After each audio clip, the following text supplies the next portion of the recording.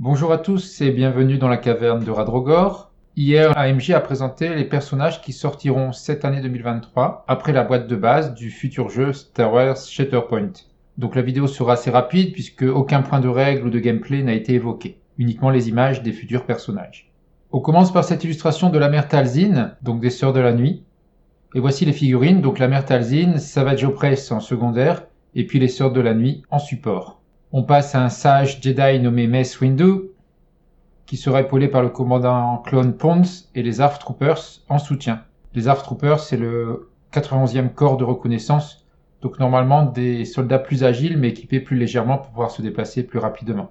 Une belle équipe de racailles chasseurs de primes, avec Cad Bane, Aura Singh, le droïde Todo 360, également un Devanorien, espèce de diable rouge, et la petite bestiole qui semble être trop Triltech, mais sans son œil cybernétique. Donc ce n'est peut-être pas lui, et juste un personnage de son espèce. Voici Plo Koon avec le commandant Wolf, la Padawan Ahsoka Tano et l'escouade Wolfpack. C'est cette Padawan Ahsoka Tano qui sera disponible en figurine lors de la sortie de la boîte de base, en tout cas dans certains magasins, d'après ce que nous avait dit AMG. Voici maintenant Padmé, Sabé et ses suivantes royales, qui sont aussi ses gardes du corps. Alors ça ne paraît pas très puissant, mais j'imagine qu'elles auront des bonnes compétences d'esquive, de dissimulation et de stratégie. Changement d'air avec l'arrivée de l'ère impériale avec la guerre civile galactique. J'en ai déjà parlé dans une vidéo, ce n'est pas une surprise totale, il avait été question déjà de l'ère de la guerre civile galactique. Donc là on reconnaît évidemment Dark Vador et Luke. Donc voici Dark Vador avec des Stormtroopers impériaux. Ici une équipe thématique avec Luke, après l'infiltration du palais de Jabba. Donc il y a Leia, Lando et R2-D2 qui sont en train de servir des verres. Et voici, vous ne rêvez pas, deux escouades d'Ewoks. La première sera des Ewoks accompagnés de C3PO et de R2-D2, et l'autre sera les Ewoks commandés par Leia Organa. On passe aux Inquisiteurs, avec le Grand Inquisiteur, Reva, le cinquième frère et la quatrième sœur.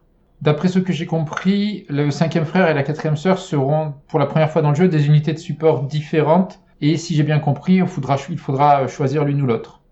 Selon AMG, d'autres choses seront présentées le 4 mai prochain. Et ce n'est pas tout, AMG a également présenté des sculptures de personnages qui ne sont pas encore prêts de sortir, donc pas cette année, c'est pour plus tard dans l'avenir.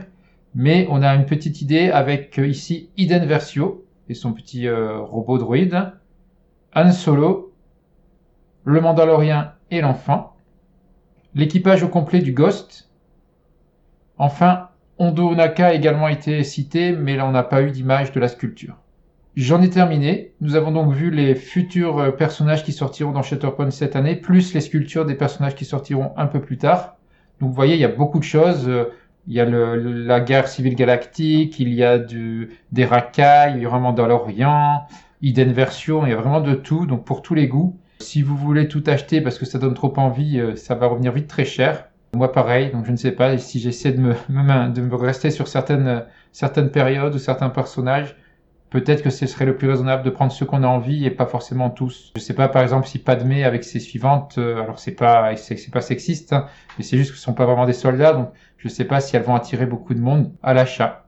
Mais elles auront peut-être des capacités très intéressantes que n'auront pas les autres personnages, évidemment, puisque je vous rappelle que dans ce jeu, AMG essaie vraiment de représenter les caractéristiques des personnages dans leur jeu, comme on les voit dans les films et les séries. Bon, mais tout ça, ce n'est pas pour tout de suite. Attendons déjà la boîte de base en juin et les premières sorties en juin et cet été.